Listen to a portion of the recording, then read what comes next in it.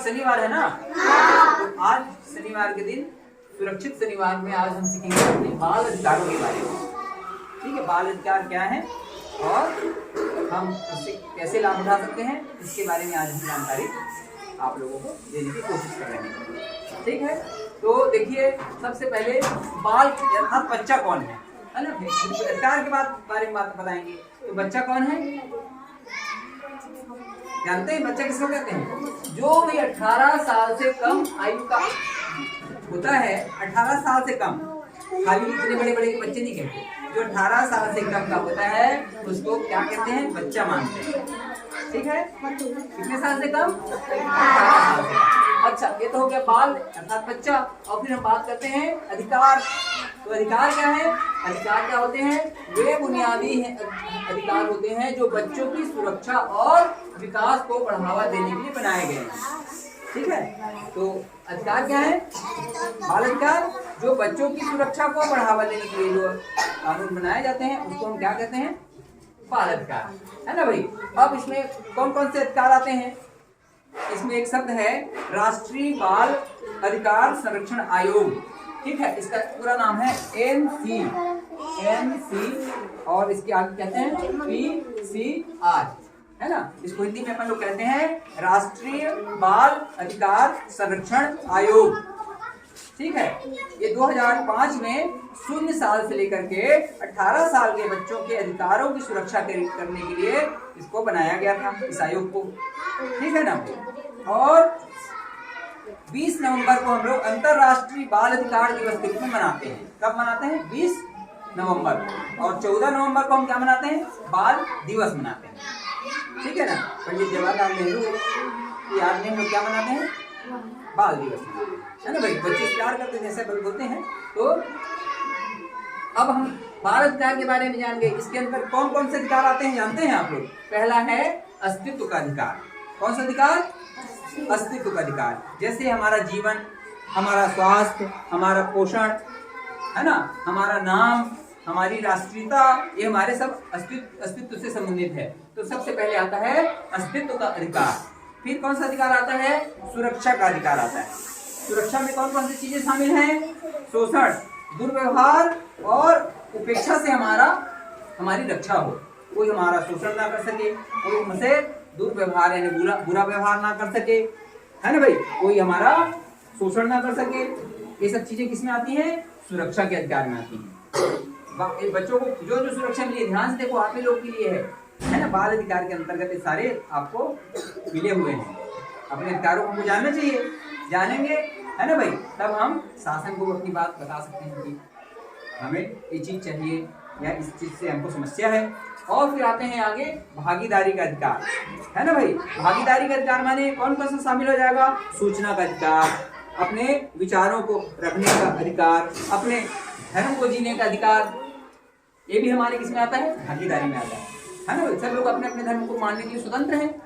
हर व्यक्ति अपने धर्म को मान सकता है, अपने पूजा पाठ उसका निजी अधिकार होता है।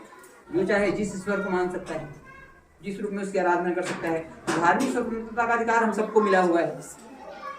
जरूरी नहीं है कि हम कहें सरस्वती माता की पूजा करो तो आप लोग करो।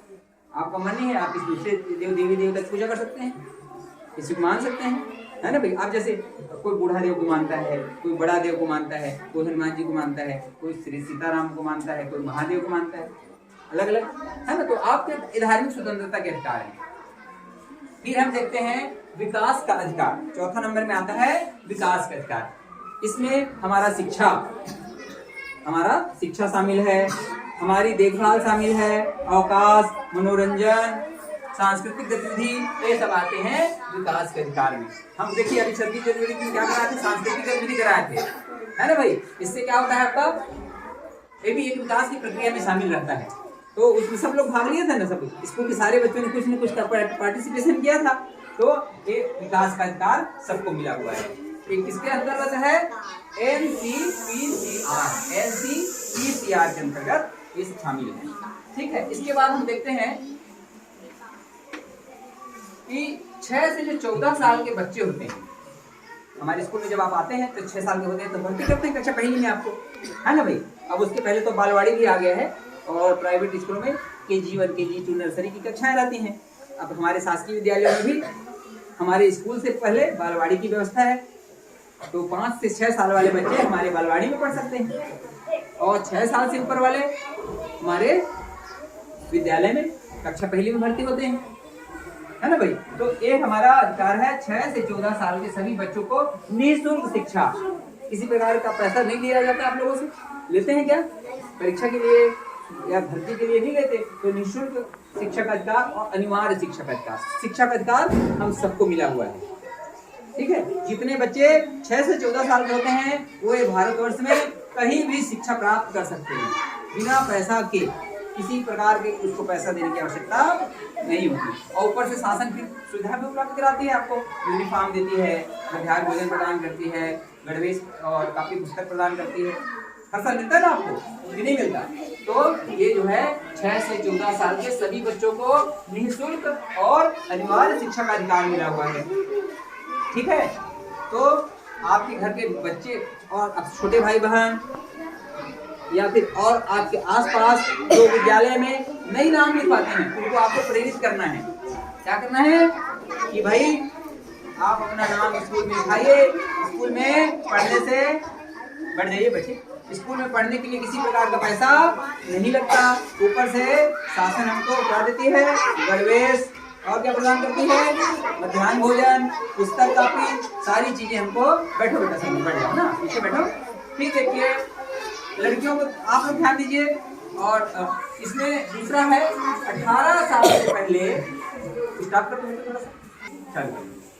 फिर है 18 वर्ष से पहले लड़की और 21 वर्ष से पहले लड़कों की शादी गैर कानूनी है ना। 18 साल से पहले लड़की यानी 18 वर्ष से कम यदि लड़की हो और 21 वर्ष से कम का लड़का हो तो उसकी शादी उसके माता पिता भी जबरदस्ती नहीं कर सकते। आप लोग कानूनी सहायता दे सकते हैं, ठीक है। क्यों नहीं कर सकते? क्योंकि 18 वर्ष से कम आयु के व्यक्ति को बच्चा माना जाता है। बच्चे की शादी बाल विवाह में आता है और बाल विवाह कानूनी रूप से मान्य नहीं है, ठीक है ना। तो एक बाल विवाह की बात में 18 साल से पहले लड़की और 21 साल से पहले लड़कों की शादी गैर कानूनी है। फिर है बच्चों को नौकरी पर रखना दंडनीय अपराध है। आपको कोई नौकरी पे रखे तो वो भी दंडनीय अपराध है। बच्चों से नौकरी नहीं करवा सकते। हम बड़े हैं, हम नौकरी कर सकते हैं, बच्चों से नौकरी हम नहीं करवा सकते, ठीक है। तो बच्चों से नौकरी करवाना दंडनीय अपराध है और उसके लिए कानून उसको दंड देता है। तो यदि आपसे कोई जबरदस्ती नौकरी या कोई अन्य कार्य कराए, है ना, तो आप उसकी शिकायत भी कर सकते हैं। अभी कहाँ शिकायत कर सकते हैं उसको मैं बताऊंगा। फिर है किशोर न्याय अधिनियम 2015। ये जो 3 चीजें हैं, मान लो किसी ने ऐसा काम किया कि बच्चों को शिक्षा नहीं दे रहे हैं या फिर 18 साल के पहले लड़की और 21 साल के पहले लड़की की शादी कर रहे हैं या फिर बच्चों को नौकरी पर रखे हैं, तो हम इस अधिनियम के तहत उनको दंड भी दिला सकते हैं। उसके लिए नियम बना हुआ है किशोर न्याय अधिकार अधिनियम 2015। इसके तहत हम इसको सजा भी दिला सकते हैं, ठीक है। अब ये तो हो गई भारतवर्ष में पूरा लागू है। इसके बाद हमारे छत्तीसगढ़ में और क्या क्या खासियत है अंशुमान? हमारे छत्तीसगढ़ में अब देखिए हम कहाँ शिकायत करें। मान लीजिए हमारे साथ कोई ऐसा कर रहा है तो हमारे लिए बना है चाइल्ड हेल्प डेस्क बना हुआ है 1800572396 ये नंबर है। इस नंबर में हम अपनी शिकायत दर्ज करा सकते हैं। पुलिस की सहायता, मान लो हमारे साथ कोई दुर्व्यवहार कर रहा है तो हम पुलिस की सहायता भी ले सकते हैं। कैसे लेंगे? ये नंबर दिया हुआ है 180012360110। इसमें हमको पुलिस की सहायता मिलेगी। और चाइल्ड लाइन भी है 1098 में डायल कर सकते हैं और आपातकालीन सहयोग के लिए 100 में भी हम कॉल कर सकते हैं और 112 में भी हम कॉल कर सकते हैं। तो एक कुछ नंबर है जिस पर हम कॉल करके अपनी सुरक्षा सुनिश्चित करा सकते हैं, ठीक है। तो ये आदमी बाल अधिकारों के बारे में। अब हम असली चीज है उसको ध्यान से देखिए, थोड़ा सा इधर नजदीक में करते हैं इसके ऊपर। बच्चों देखिए हम सभी बच्चे हैं, है ना भाई। तो हमारे शरीर में हमारा अधिकार है कि नहीं है? कोई अनजान व्यक्ति हमारे शरीर को स्पर्श नहीं कर सकता। ध्यान देना है ना, लड़कियां आप लोग भी ध्यान दो, लड़के आप भी ध्यान दो। हमारे शरीर को कोई अनजान व्यक्ति स्पर्श नहीं कर सकता। अच्छा, हमारा जान पहचान का भी यदि कोई व्यक्ति है और हमारा रिश्तेदार भी है तो भी हमारे शरीर के सभी अंगों को स्पर्श नहीं कर सकता। आज हम देखेंगे कि हमारे शरीर को सुरक्षित स्पर्श और असुरक्षित स्पर्श के बारे में। ठीक है, मतलब कौन कौन से अंग को आदमी छूता है तो अच्छा मानते हैं, सुरक्षित मानते हैं, और कौन कौन से अंग को आदमी छूता है तो उसको असुरक्षित मानते हैं। ठीक है ना। देखिए आपकी इस किताब में यहाँ ले आओ विनय, यहाँ सुरक्षित स्पर्श के संबंध में कुछ चित्र बने हुए हैं। चित्र को ध्यान से आप लोग देखिएगा। देखिए इधर लिखा है सुरक्षित स्पर्श, मतलब जिस स्पर्श में मुझे अच्छा लगता है। कौन कौन सा स्पर्श हमें अच्छा लगता है? जब मुझे मेरे माता पिता झप्पी देते हैं, हमारे मम्मी पापा हमको गले से लगाते हैं तो हमको अच्छा लगता है कि नहीं लगता है ना भाई? प्रेम से गले लगाते हैं तो अच्छा। और अच्छा कौन सा लगता है? देखिए जब मेरी मदद करने के लिए कोई मेरा हाथ पकड़ता है। देखो दूसरे चित्र में एक बच्चा और दो बच्चे स्कूल जा रहे हैं और एक बच्चा उसका हाथ पकड़ा हुआ है ना भाई? कोई रास्ता पार करा रहा है हमको। एक दिन बताया था सड़क सुरक्षा में आपको कि हमको रास्ता पार कराना है तो हमें अपने बड़ों की सहायता लेनी चाहिए। उस समय कोई हमारा हाथ पकड़े तो भी वो सुरक्षित स्पर्श है। ठीक है। अच्छा, उसके बाद है जब मेरी टीचर मेरी पीठ थपथपाती है। जब हम कोई अच्छा काम करते हैं, अच्छा नंबर लाते हैं, अच्छा खेलकूद में कुछ इनाम जीतते हैं तो हमारे टीचर क्या करते हैं? पीठ को ठोकते हैं, है ना भाई? तो वो भी अच्छा स्पर्श माना जाता है, उसको अच्छा स्पर्श मानते हैं। फिर अगला क्या है? देखिए जब डॉक्टर मेरे माता पिता के सामने मेरी जांच करते हैं। जब डॉक्टर के पास हम गए और हमारे माता पिता साथ में हैं और हमारे डॉक्टर जांच करता है तो भी वो सुरक्षित स्पर्श है। इतने सारे स्पर्श को सुरक्षित स्पर्श मानते हैं। लेकिन अब ध्यान दो, कुछ चीजें ऐसी है जिनसे हमको बचना है। अरविंद, समीर, कुछ चीजें ऐसी है जिससे हमको बचना है। सभी लड़के ध्यान दो, ठीक है? कहाँ कहाँ स्पर्श अच्छा नहीं मानते हैं, ध्यान से सुनो। क्या है? कोई मुझे छाती पर, नीचे या पैरों के बीच में छूता है तो हमें उसको अच्छा स्पर्श नहीं मानना है और उसे तत्काल हमें मना करना है। ठीक है। उसके बाद है कोई मेरे होठों को छूता है तो भी वो सुरक्षित स्पर्श नहीं है, हमें उसकी शिकायत करनी है चाहे वो कोई रहे। ठीक है।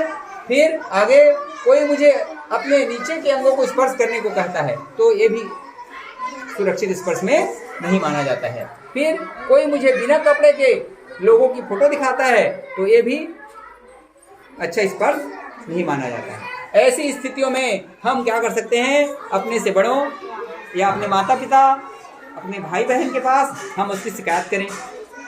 ठीक है ना भाई? लड़के लड़कियां दोनों आप लोग जानिए, इधर सुरक्षित स्पर्श है, इधर असुरक्षित स्पर्श है ना भाई? गुड टच, उसी को हम बोलते हैं गुड टच बैड टच। ठीक, जैसे हम किसी की पीठ थपथपाया, कामना बेटा खड़ी हो, हाँ खड़ी हो यहाँ। जैसे हमने इसकी पीठ थपथपाया, अच्छा काम किया तो हमने इधर इधर बेटा इसने अच्छा काम किया तो हम इसकी पीठ थपथपाए, एक गुड टच है ना भाई? ये क्या है? ये थपथपा सकते हैं। मम्मी पापा भी तो मम्मी पापा तो थपथपाते ही हैं, है ना भाई? अच्छा मान लो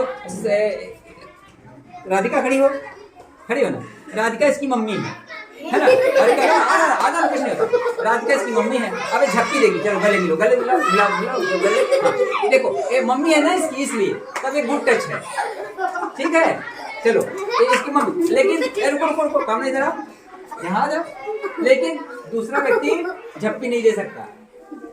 ठीक है ना भाई? हम टीचर भी झप्पी आपको जबरदस्ती नहीं दे सकते। ठीक, मम्मी पापा के सिवा दूसरा झप्पी नहीं देगा। एक इसको कहते हैं गुड टच। ठीक, चलिए आप बैठिए। चलिए राधिका इधर आओ, आप आ जाओ, कुछ शर्माने की बात इधर आओ। हाँ चलो, राधिका स्कूल जा रही है और इसकी सहेली है, चलो आप खड़े जाओ, इसके हाथ को पकड़ो और दोनों ये देखो ये हाथ पकड़ के जा रहे हैं। चलो थोड़ा पैदल चलो, हाँ जा रहे हैं दोनों स्कूल। तो एक क्या है? सुरक्षित स्पर्श है। ठीक है, आ जाओ। ये क्या है? सुरक्षित स्पर्श है, गुड टच है, इसमें कोई समस्या नहीं है। हाथ को हमारी सहेली पकड़ सकती है ना भाई? परंतु कोई अनजान व्यक्ति नहीं पकड़ सकता, दैट इज बैड टच, वो अच्छा टच नहीं है। ठीक है, चलिए अगला। अच्छा मान लो इसकी तबीयत खराब हो गई, और ये इसकी मम्मी है, और इधर इधर और ये इसके पापा जी हैं, मान लेते हैं ये इसके पापा। देखो ये इसकी तबीयत खराब है और ये मम्मी पापा के साथ में डॉक्टर इसकी जांच कर सकता है ना। डॉक्टर ए बच्चे, डॉक्टर इसकी जांच कर सकता है मम्मी पापा के सामने में। ठीक, चलिए अब बैठिए। ये हो गया सुरक्षित स्पर्श। अब हम बात करते हैं, शुभम इधर आओ, हेलो शुभम खड़े हो जाओ। चलो देखो भाई, ये शुभम है ना। मान लो ये लड़की होता तो हम इसके सामने के हिस्से को स्पर्श नहीं कर सकते। ठीक, दैट इज बैड टच, असुरक्षित स्पर्श कहते हैं। कोई भी व्यक्ति, बाहरी व्यक्ति है ना, माता पिता को छोड़ करके हमारे छाती के को नहीं स्पर्श करते। ठीक, यह क्या है, असुरक्षित स्पर्श मानते हैं। तो आप लोग किसी भी अनजान व्यक्ति के द्वारा ऐसे होने पर अपने मम्मी पापा को या अपने से बड़ों को बताएंगे। ठीक, अच्छा।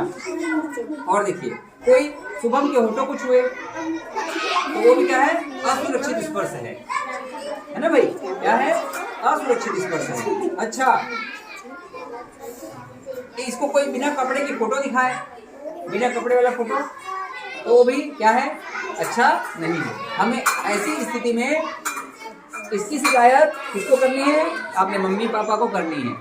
ठीक है, हम टीचर भी आपको ऐसे फोटो नहीं दिखा सकते। ठीक है, आप टीचर भी हम असुरक्षित स्पर्श आपको नहीं कर सकते। सिर्फ सुरक्षित स्पर्श हम आपकी पीठ थपथपा सकते हैं, है ना भाई, पीठ थपथपा सकते हैं, परंतु हम और जो हमने आपको बताया ऐसे असुरक्षित स्पर्श नहीं करेंगे। कोई टीचर आपके साथ ऐसा करता है तब भी आप उसकी शिकायत कर सकते हैं। ठीक है, अच्छा, मान लीजिए मम्मी पापा नहीं है किसी के, अब वो बेचारा कहाँ किसके पास शिकायत करे, वो तो सर में किसी के पास शिकायत नहीं करेगा। तो हमारे पास ये नंबर है, इन नंबर, इधर आओ, ये जो नंबर है इसमें भी हम शिकायत कर सकते हैं। ठीक है ना भाई, ये नंबर हम शिकायत के लिए बना हुआ है। लिमिट के थोड़ा सा इसको लिख देता हूँ, 1098 ये है चाइल्ड लाइन का नंबर। और पुलिस सहायता के लिए नंबर है, पुलिस और आपातकालीन सेवा के लिए 100 नंबर और 112 नंबर। इस पर हम कॉल करके अपनी सुरक्षा निश्चित कर सकते हैं। ठीक है बच्चों, तो आज का हमारा टॉपिक क्या था, बाल अधिकार। तो कुछ आप लोगों को पता चला अपने अधिकारों के बारे में। चलिए, दोनों बच्चे बता रहे हैं गुड टच और बैड टच के बारे में। आपको इशारा करना है, गुड टच रहेगा तो हम दिखाना, अंगूठा दिखाना, और बैड टच रहेगा तो ऐसे बोलेंगे। और ऐसे करते समय बोलेंगे गुड टच, और यदि सही असुरक्षित स्पर्श है तो बोलेंगे बैड टच। उसके पीठ को छू के दिखाइए, क्या है, गुड टच। उसके होठ को छूइए, ठीक है ना। अच्छा, इसके झप्पी लीजिए, झप्पी ऐसे गले लगो, क्या है, बैड टच। अच्छा चलिए, इस सामने छूइए, सामने छाती को, हाँ क्या है, बैड टच है ना भाई। चलिए, अच्छा पीछे को हाँ, है ना भाई। तो और डॉक्टर जांच के लिए क्या कर सकता है, मम्मी पापा के सामने में टच कर सकता है।